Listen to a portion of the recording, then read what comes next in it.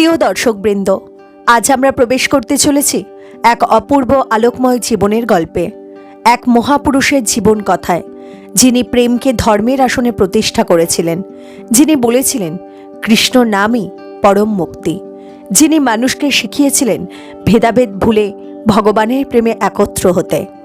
তিনি আর কেউ নন, শ্রী চৈতন্য মহাপ্রভু।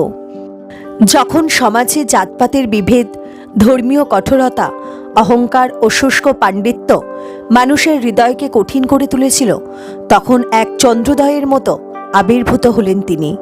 তার কণ্ঠে ধ্বনিত হল হরি বল, হরে কৃষ্ণ। আজকের এই ভিডিওতে আমরা জানব তার জন্মের অলৌকিক ঘটনা, শৈশবের লীলা, নবদ্বীপের পণ্ডিত জীবন, সন্ন্যাস গ্রহণ, জগন্নাথ ধামে প্রেম ভক্তির বিস্তার এবং তার অন্তর্ধান রহস্য।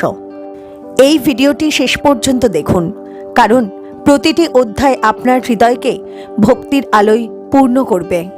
15 শতকের বঙ্গভূমি, গঙ্গা তীরবর্তী শান্ত শহর নবদ্বীপ। সেই সময় এটি ছিল শিক্ষার প্রধান কেন্দ্র। সংস্কৃত, ব্যাকরণ, তর্কশাস্ত্র সবকিছুরই রাজধানী যেন এই নবদ্বীপ। এই নবদ্বীপেই বাস করতেন এক ব্রাহ্মণ দম্পতি, শ্রী জগন্নাথ মিশ্র ও শ্রীমতী সচী দেবী। তাদের পূর্বে কয়েকটি সন্তান জন্মেই প্রয়াত হয়েছিল, ফলে তাদের হৃদয়ে ছিল এক গভীর বেদনা।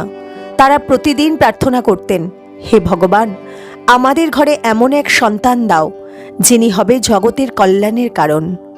কথিত আছে, এক রাতে সচী দেবী স্বপ্নে দেখলেন এক উজ্জ্বল আলোকময় পুরুষ তার গর্ভে প্রবেশ করছেন। একই সময়ে বহু সাধু সন্ন্যাসীও ভবিষ্যৎবাণী করেছিলেন, এই ঘরে জন্ম নেবে এক মহাপুরুষ।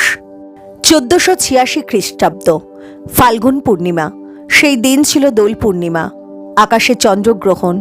সারা নবদ্বীপ জুড়ে মানুষ গঙ্গার ঘাটে গিয়ে স্নান করছে এবং উচ্চৈস্বরে নাম জপ করছে, হরে কৃষ্ণ হরে কৃষ্ণ। ঠিক সেই সময় সচীদেবীর কোল আলো করে জন্ম নিলেন এক সোনালী বর্ণের শিশু। তার নাম রাখা হলো বিশ্বম্ভর। পরবর্তীতে তিনি পরিচিত হন নিমাই নামে, কারণ তিনি নিম গাছের নিচে জন্মেছিলেন, এবং তারপরে তিনি পরিচিত হন চৈতন্য মহাপ্রভু নামে। শিশু নিমাই ছিলেন অত্যন্ত চঞ্চল, কিন্তু তার চঞ্চলতা ছিল ভক্তিময়। যখনই কেউ কৃষ্ণ নাম করতেন না, তিনি কান্না করতেন, আর যখন সবাই একসঙ্গে হরিবোল বলতেন, তিনি হাসতেন। একদিন এক ব্রাহ্মণ ভোগ নিবেদন করতে এসেছিলেন। নিমাই বারবার সেই ভোগ খেয়ে ফেলছিলেন। শেষে ব্রাহ্মণ স্বপ্নে দেখলেন এই শিশুই স্বয়ং কৃষ্ণ। ছোটবেলাতেই নিমাই অসাধারণ মেধাবী ছিলেন। তিনি দ্রুত ব্যাকরণ, কাব্য, অলঙ্কার শাস্ত্র আয়ত্ত করেন। নবদ্বীপের পণ্ডিতরা অবাক হয়ে যেতেন, কিন্তু তখনও তার মধ্যে প্রকাশ পায়নি সেই প্রেম ভক্তি। তিনি ছিলেন তর্কপ্রিয় পণ্ডিত। গঙ্গার তীরে তিনি বন্ধুদের নিয়ে কীর্তন করতেন। তার কণ্ঠে নাম সংকীর্তন শুনে মানুষ মোহিত হয়ে যেত। সেই সময় তার জীবনে প্রবেশ করেন এক মহান ভক্ত, শ্রী অদ্বৈত আচার্য। অদ্বৈত আচার্য প্রার্থনা করতেন, হে কৃষ্ণ, তুমি অবতীর্ণ হও, মানুষকে উদ্ধার করো। পিতৃবিয়োগের পর নিমাই গয়া যান। সেখানে তার সাক্ষাৎ হয় শ্রী ঈশ্বরপুরীর সাথে। শ্রী ঈশ্বরপুরীর কাছ থেকে কৃষ্ণ মন্ত্র গ্রহণের পর নিমাই সম্পূর্ণ বদলে যান। তিনি আর তর্কপ্রিয় পণ্ডিত নন, তিনি প্রেমে উন্মত্ত ভক্ত। তিনি কাঁদতে কাঁদতে বলতেন, কোথায় কৃষ্ণ, কোথায় আমার প্রাণনাথ। নবদ্বীপে ফিরে এসে তিনি শুরু করলেন নাম সংকীর্তনের আন্দোলন। সেই সময় তার প্রধান সঙ্গী ছিলেন শ্রী নিত্যানন্দ প্রভু। নিত্যানন্দ ও নিমাই একসাথে ঘরে ঘরে গিয়ে বলতেন, বলো কৃষ্ণ, ভজ কৃষ্ণ, করো কৃষ্ণ শিক্ষা। কৈশোরে নিমাই ছিলেন এক অসাধারণ প্রতিভাবান পণ্ডিত। তর্কশাস্ত্রে তার জুড়ি মেলা ভার ছিল। নবদ্বীপের বিদ্বান পণ্ডিতরা পর্যন্ত তার যুক্তির কাছে হার মানতেন। লোকেরা তাকে বলতে শুরু করল নিমাই পণ্ডিত। তিনি নিজেই একটি টোল অর্থাৎ বিদ্যালয় স্থাপন করেন এবং অসংখ্য ছাত্র তার কাছে শিক্ষা গ্রহণ করতে শুরু করে। কিন্তু এই সময় তার হৃদয়ে এখনও কৃষ্ণপ্রেমের পুনঃবিকাশ ঘটেনি। তিনি ছিলেন বিদ্যায় শ্রেষ্ঠ, কিন্তু অন্তরে এক অদৃশ্য শূন্যতা ছিল। এই সময় তার বিবাহ হয় শ্রীমতী লক্ষ্মীপ্রিয়া দেবীর সঙ্গে।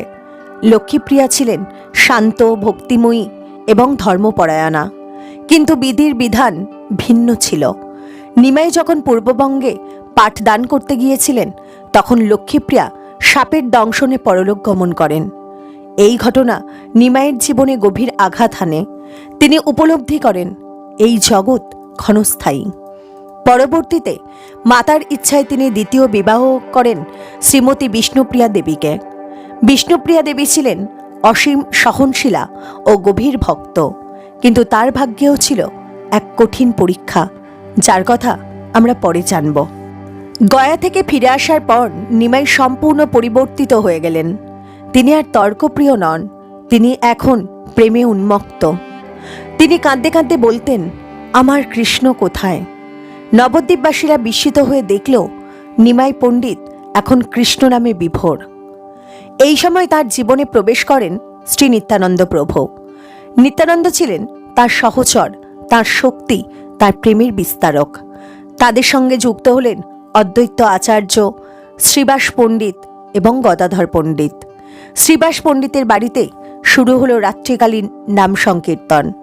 রাত্রি গভীর হলে ভক্তরা একত্র হতেন আর ধ্বনিত হতো হরে কৃষ্ণ, কৃষ্ণ কৃষ্ণ হরে হরে, হরে রাম রাম রাম হরে হরে। নবদ্বীপে ছিল দুই দুর্বৃত্ত, জগাই আর মাধাই। তারা মদ্যপ, নিষ্ঠুর এবং ধর্মবিরোধী ছিল। নিত্যানন্দ প্রভু তাদের কাছে গিয়ে বললেন, বলো কৃষ্ণ, ভজ কৃষ্ণ। তাকে তারা আঘাত করে। এই সংবাদ পেয়ে মহাপ্রভু ক্রোধে উত্তাল হয়ে ওঠেন, কিন্তু নিত্যানন্দ প্রভু বলেন, প্রভু, এ যুগে আপনার অস্ত্র প্রেম। মহাপ্রভু তাদের ক্ষমা করে দিলেন। জগাই মাধাই কাঁদতে কাঁদতে তাঁর চরণে লুটিয়ে পড়লেন। এই ঘটনা প্রমাণ করল, পাপ যত বড়ই হোক না কেন, কৃষ্ণ নাম তার চেয়ে অনেক বড়। নাম সংকীর্তনের এই আন্দোলন সবাই ভালো চোখে দেখেনি। নবদ্বীপের মুসলিম প্রশাসক চাঁদকাজী কীর্তন নিষিদ্ধ ঘোষণা করেন। মহাপ্রভু হাজার হাজার মানুষকে নিয়ে মশাল জ্বালিয়ে বের হলেন। এক বিশাল শান্তিপূর্ণ মিছিল। চাঁদকাজীর বাড়ির সামনে গিয়ে তিনি বললেন, আমরা কারোর বিরুদ্ধে নই, আমরা শুধু ভগবানের নাম করছি। এই কথা শুনে শেষ পর্যন্ত চাঁদকাজী নরম হয়ে যান।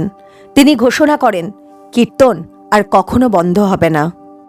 নবদ্বীপে প্রেমের বন্যা বয়ে যাচ্ছিল, কিন্তু মহাপ্রভু অনুভব করলেন, আমি যদি সন্ন্যাস গ্রহণ করি তবে মানুষ আমাকে গুরু হিসেবে গ্রহণ করবে এবং নাম সংকীর্তন সমগ্র ভারতবর্ষে ছড়িয়ে পড়বে।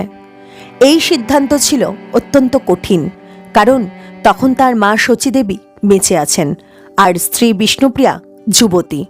তবুও জগতের কল্যাণের জন্য তিনি প্রস্তুত হলেন। এক গভীর রাত্রিতে তিনি নীরবে গৃহত্যাগ করলেন। বিষ্ণুপ্রিয়া তখন ঘুমন্ত, শচীমাতাও কিছু টের পাননি। তিনি চলে গেলেন কাঁদতে কাঁদতে, হে কৃষ্ণ, আমাকে শক্তি দাও। কাটোয়ায় গিয়ে তিনি সন্ন্যাস গ্রহণ করেন শ্রী কেশব ভারতীর কাছ থেকে। সেই সময় তার চুল কেটে ফেলা হয়। ভক্তরা অশ্রু ধরে রাখতে পারেননি।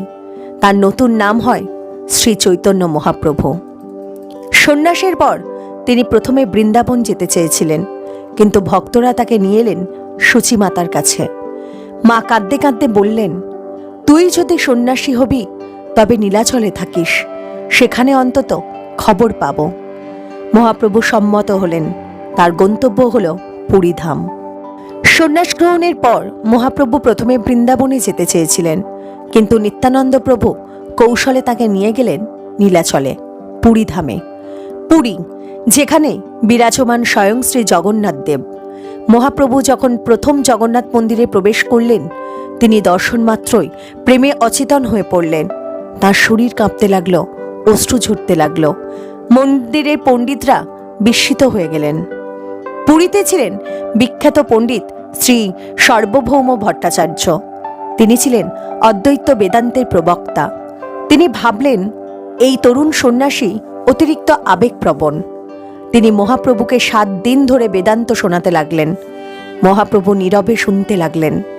7ম দিনে ভট্টাচার্য জিজ্ঞাসা করলেন, আপনি কিছু বলছেন না কেন? তখন মহাপ্রভু সহজ ভাষায় ব্যাখ্যা করলেন, বেদান্তের আসল উদ্দেশ্য হল ভগবানের প্রেম লাভ। তাঁর ব্যাখ্যায় সার্বভৌম স্তব্ধ হয়ে গেলেন। তিনি উপলব্ধি করলেন এই সন্ন্যাসী সাধারণ নন। অবশেষে তিনি কৃষ্ণভক্ত হয়ে মহাপ্রভুর চরণে আশ্রয় নিলেন। পুরীর বিখ্যাত রথযাত্রা উৎসব। মহাপ্রভু যখন রথযাত্রায় অংশ নিলেন তখন হাজার হাজার মানুষ কীর্তনে মেতে উঠল। তিনি রথের সামনে নৃত্য করতে লাগলেন। তার শরীর থেকে ঘাম ঝরছে, চোখ থেকে অশ্রু প্রবাহিত হচ্ছে। লোকেরা বলতে শুরু করল, এ যেন স্বয়ং রাধার প্রেমে কৃষ্ণের মিলন। মহাপ্রভু সিদ্ধান্ত নিলেন ভক্তির বার্তা দক্ষিণ ভারতেও পৌঁছে দিতে হবে। তিনি একাই বেরিয়ে পড়লেন দীর্ঘ পথযাত্রায়। এই ভ্রমণে তিনি অসংখ্য মন্দির দর্শন করলেন, বহু পণ্ডিতের সঙ্গে তর্ক করলেন, হাজার হাজার মানুষকে কৃষ্ণ নাম দান করলেন। তিনি কুর্মক্ষেত্র, শ্রীরঙ্গম, মাদুরাই, তিরুপতি প্রভৃতি স্থানে ভ্রমণ করলেন। শ্রীরঙ্গমে তিনি কয়েক মাস অবস্থান করেন এবং ভক্তদের সঙ্গে প্রেম ভক্তির আলোচনা করেন। দক্ষিণ ভারত ভ্রমণের সময় তিনি দুটি গুরুত্বপূর্ণ গ্রন্থ আবিষ্কার করেন, ব্রহ্ম সংহিতা এবং কৃষ্ণ কর্ণামৃত। এই গ্রন্থদ্বয় পরে গৌড়ীয় বৈষ্ণব দর্শনের ভিত্তি হয়ে ওঠে। দক্ষিণ ভারতে তার সাক্ষাৎ হয় শ্রী রামানন্দ রায়ের সঙ্গে। তাদের মধ্যে হয় এক গভীর আধ্যাত্মিক আলোচনা। জীবের প্রকৃতি, প্রেম ভক্তির শ্রেষ্ঠত্ব, রাধাকৃষ্ণের তত্ত্ব। মহাপ্রভু ঘোষণা করেন, রামানন্দ, তোমার মুখে আমি কৃষ্ণের বাণী শুনছি। দীর্ঘ ভ্রমণের পর মহাপ্রভু আবার পুরীতে ফিরে আসেন। এখন তার চারপাশে অসংখ্য ভক্ত, স্বরূপ দামোদর, রূপ গোস্বামী, সনাতন গোস্বামী। তাদের মধ্যে গৌড়ীয় বৈষ্ণব দর্শন সুসংগঠিত হতে শুরু করে। এই সময় মহাপ্রভুর মধ্যে রাধার ভাব আরও গভীর হয়। তিনি কখনো সমুদ্র তীরে কৃষ্ণের সন্ধানে দৌড়ে যেতেন, কখনো জগন্নাথ দর্শনে অচেতন হয়ে পড়তেন। তাঁর দেহে প্রকাশ পেত কাঁপুনি, অশ্রু, রোমাঞ্চ, নিঃশ্বাস বন্ধ হয়ে যাওয়া। এগুলোকে বলা হয় অষ্টসাত্ত্বিক ভাব। রূপ গোস্বামী এবং সনাতন গোস্বামীর আত্মসমর্পণ। নবাবের দরবারে কর্মরত ছিলেন দুই ভাই, দবির খাঁ ও সাকার মল্লিক। পরবর্তীতে তাঁরাই হলেন রূপ গোস্বামী এবং সনাতন গোস্বামী।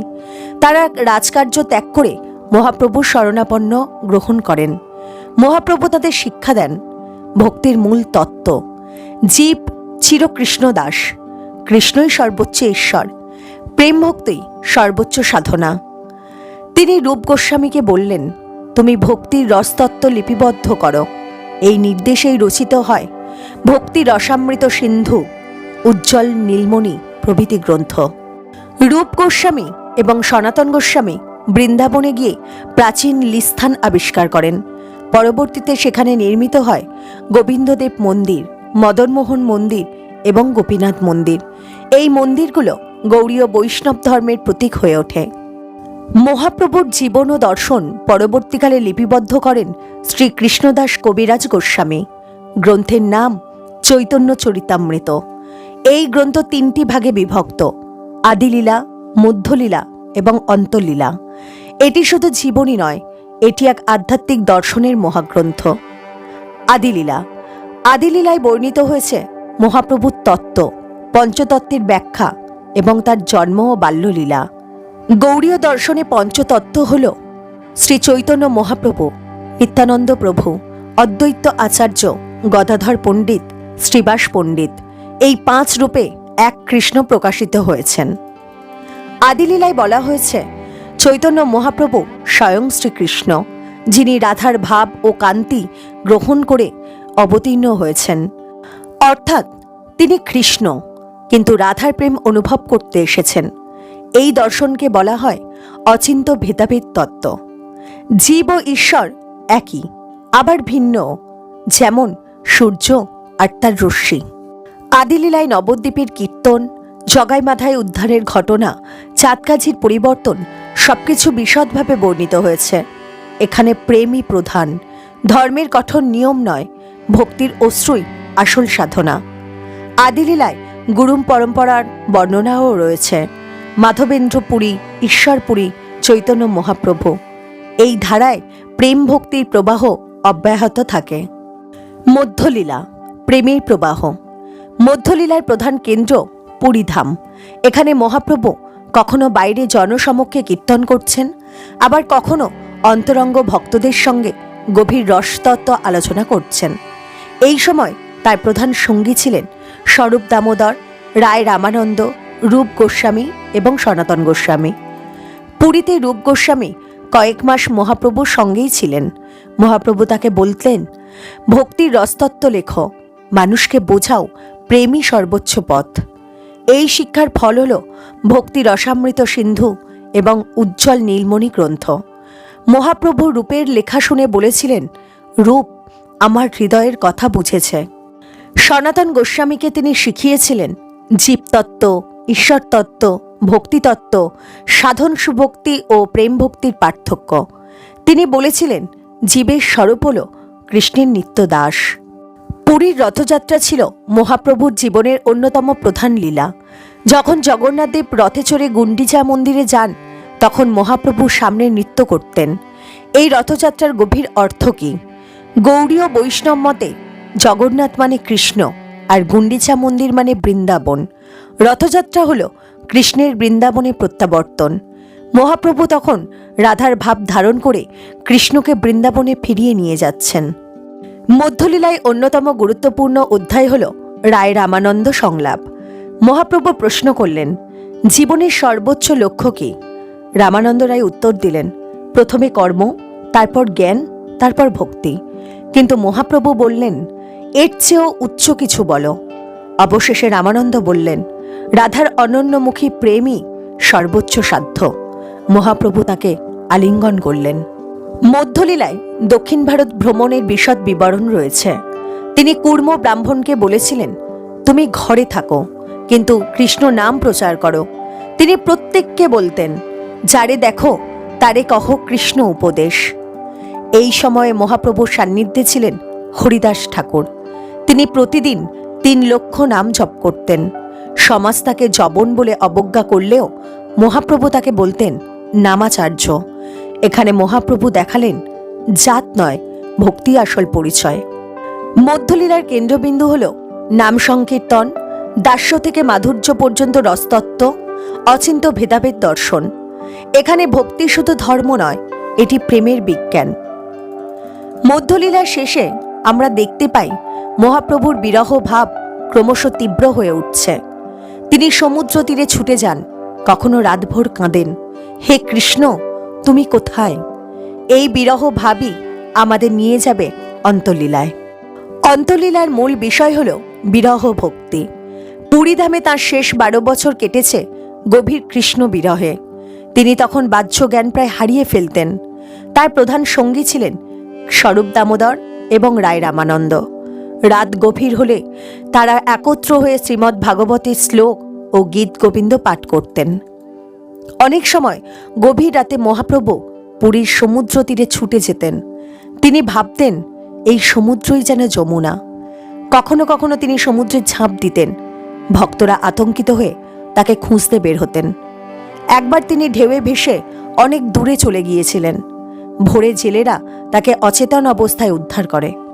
তার শরীর তখন প্রসারিত, অস্থিসন্ধি আলগা, অলৌকিক রূপ ধারণ করেছিলেন। গৌড়ীয় বৈষ্ণব মতে মহাপ্রভু ছিলেন শ্রীকৃষ্ণ, যিনি রাধার প্রেম অনুভব করতে অবতীর্ণ হয়েছিলেন।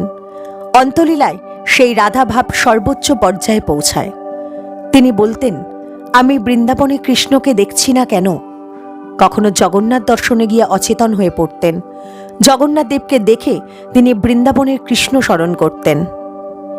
কৃষ্ণদাস কবিরাজ গোস্বামী রচিত চৈতন্য চরিতামৃতের অন্তর্লীলায় আমরা পাই হরিদাস ঠাকুরের পরলোক গমন, রঘুনাথ দাস গোস্বামীর শিক্ষা, রূপ গোস্বামীর কবিতার প্রশংসা এবং মহাপ্রভুর চরম বিরহ ভাব।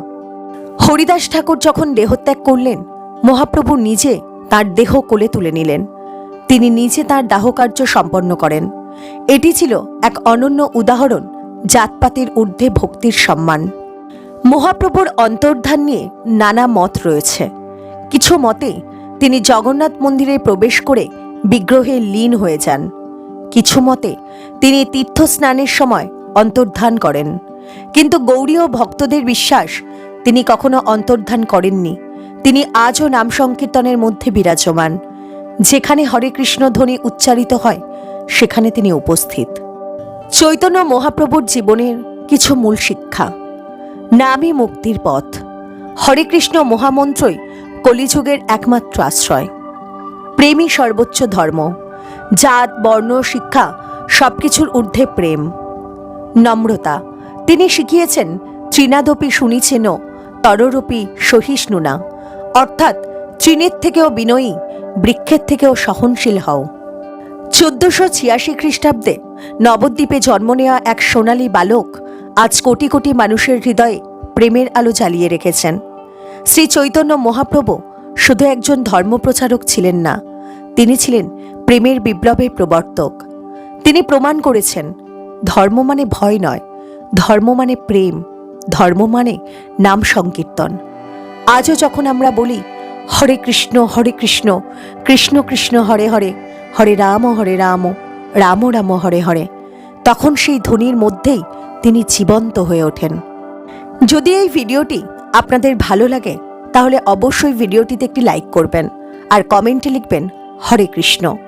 আমাদের চ্যানেলটি সাবস্ক্রাইব করে রাখবেন, কারণ আমরা নিয়মিত এমনই আধ্যাত্মিক কাহিনী নিয়ে আসি।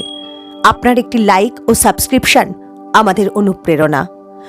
ভালো থাকবেন, সুস্থ থাকবেন। আবার দেখা হবে পরের ভিডিওতে। হরে কৃষ্ণ, হরি বল।